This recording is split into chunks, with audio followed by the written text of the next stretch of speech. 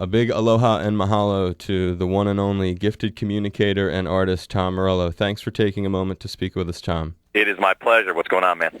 You were just, before we started the official interview, you mentioned you were just in Maui, and I always like to, when I'm talking to somebody, establish any sort of Hawaii connections that people have. What were you here for?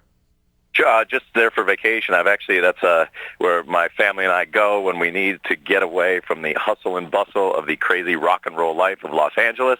I have a new baby boy who was 8 months at the time when we brought him there, and had a great time. I paddleboarded for the first time, and baby got in the ocean, so it was a good trip. That's awesome. And is it, when you say it's a regular thing, do you guys have a house out here? Or?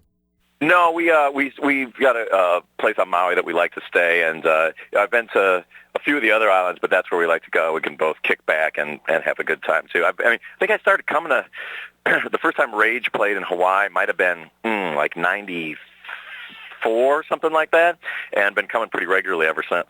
Oh, nice. And what part of Maui?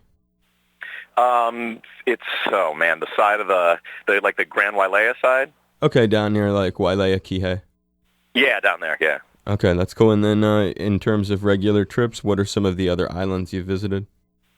Well, the first time that I went, we were on the Big Island. We vacationed on the Big Island, but we played the show in Honolulu, which I really loved. Like I've never been much of a surfer. Some of the other guys in Rage are avid surf aficionados. That's never really been my thing, but I enjoy. I'll get out there with the kids and play like a baby seal on that boogie board. I can relate. Yeah, I'm not scared.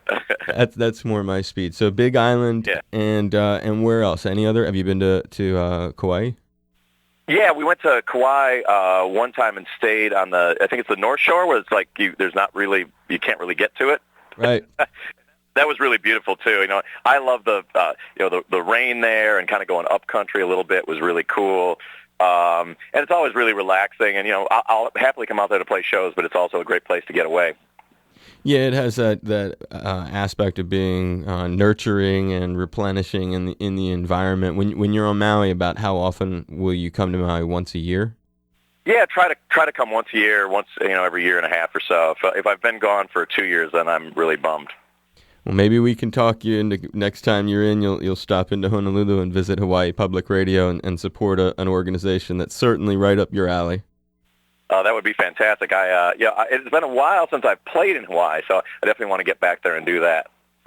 We'd be a great host. And speaking of playing and stuff, you're a really busy guy. Just getting you on the phone was really something I'm proud of. And when I think of your really intense schedule, how does this project, the Street Sweeper Social Club project, fit into the overall realm of your life? Well, it's very exciting. Like the Ghetto Blaster EP, our second record, came out this week, and I met Boots Riley, who's the front man for Street Sweeper, in 2003, and was so impressed with him as a lyricist, and as a front man, and as a guy that I enjoyed hanging out with on tour, that I thought, well, one day we're going to be in a band together. Then when Audioslave disintegrated, we formed Street Sweeper right away, and for me, it gives me a great outlet to play heavy music, funky music that both has the political content that I need in my music, but also we have a great time too. There's an element of fun to this record and to this band, which is whether it's Boots's satirical lyrics or whether it's our dynamic stage outfits or Boots' exotic dance moves. It's something you don't find in some of my other groups. And it's funny you mentioned fun. Is the fun factor an element that you would be hesitant to put into Rage? Well, I wouldn't say it's hesitant. I think each band has to find, what it. In order to be good, it has to be honest. And while behind stage and off stage, there's a lot of laughs and Rage Against the Machine, the music itself is very serious. Boots writes from a place that it's a lot of personal experience wended into the lyrics and the music, and it comes from a place where he's able to, comment on. Social ills, but in a way that combines like Richard Pryor-like sense of humor with Malcolm X-like political sentiment. Well put. I also like, and the cover art is phenomenal too, by the way. Cool. We had a big band fight about that, so I'm glad you like it because I won. Well, you won, and it's a great thing. Hey, another cool thing about the band, and it's kind of a more serious side to Street Sweeper, but I think it's worth noting. I'm fascinated, at least, to just hear a little bit about the recent prison gig that you guys did backdoor in South by Southwest.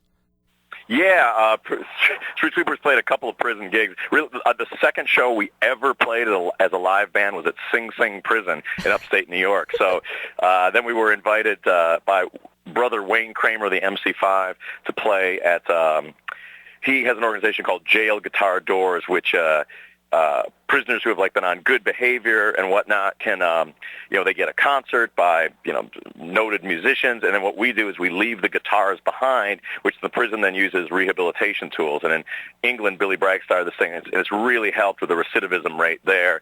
And Wayne and we hope that it does the same in the States. And let me tell you, when Street Sweeper rocks like a prison cafeteria, it's like the Jailhouse Rock video. It's crazy. I can see the value, though. Is there an organization that we can plug that's doing that giving of the instruments afterwards? I like that. Yeah, it's Jail Guitar Doors. I suspect it's jailguitardoors.org or net. But if you just Google Jail Guitar Doors, you'll and Wayne Kramer, it'll come up. Wayne's very cool. I've met Wayne at the historic Hemp Fest in Boston one year. I was getting to hang with him. Sure. He's rock history. And speaking of history, you've gotten to do some international performances that are on an unusual scope too. And one of those was a few years back. You did a historic concert in Cuba with Audioslave. Can you tell me a little bit about the experience? Sure. Audioslave was the first rock band from the United States to ever play in the country of Cuba. And it was not easy to do. I had actually been there before for about a month by semi-legal means, but we went perfectly legitimately. We had to get the approval of the U.S. Treasury Department and the Cuban Ministry of Culture in order to play the show there. And when we got down there, we didn't know if anyone, because of the economic blockade and sort of the propaganda rate. We didn't know if anyone knew Rage Against the Machine or Audioslave or Soundgarden or any of our bands. So the nights before the show, we were literally out passing out flyers in bars around Havana.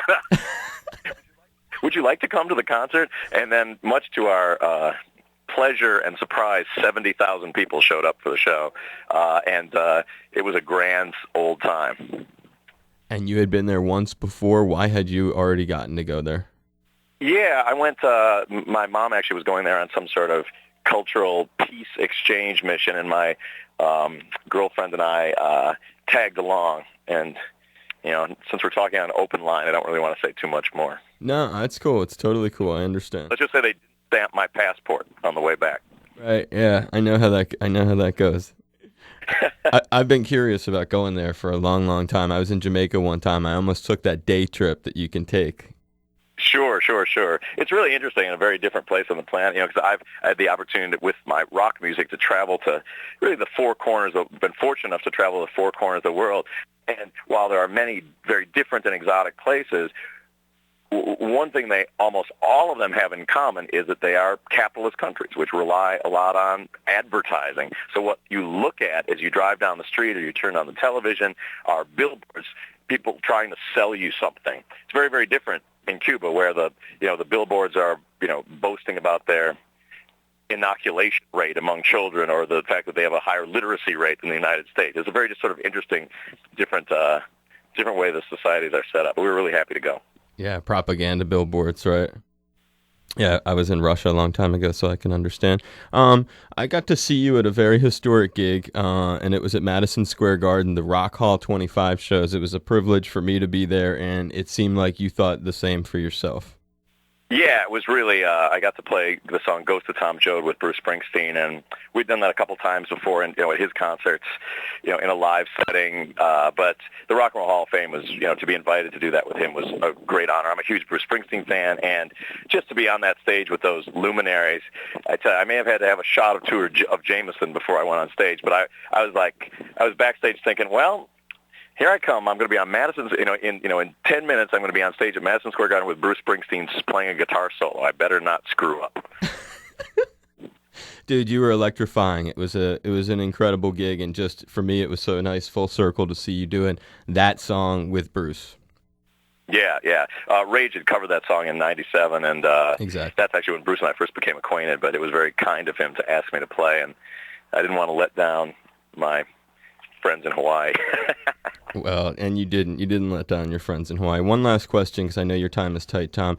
The thing I wanted to hear a little bit about was we share something in common. I went to Emerson, so I was across the river. I wasn't quite at the prestigious school that you went to. But what are some Boston area memories or moments that are important to you when you think back to going to Harvard?